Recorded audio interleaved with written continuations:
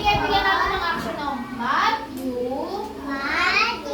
Chapter 4. Verse 7. O, try nga na. 7. 7. Yan, 7. O, try nga natin ulit. 1, 2, 3, go.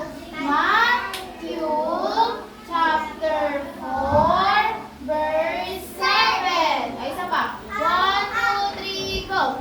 Matthew chapter 4. Verse 7. Okay naman, kayo naman. 1, 2, 3, go. Chapter 4.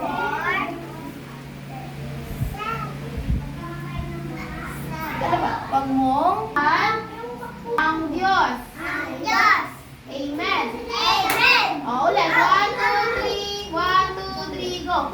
Mateo chapter 4, verse 7. Huwag mong susubukan ang Diyos. Amen. Amen. Okay, ulit pa. Isa pa. Say.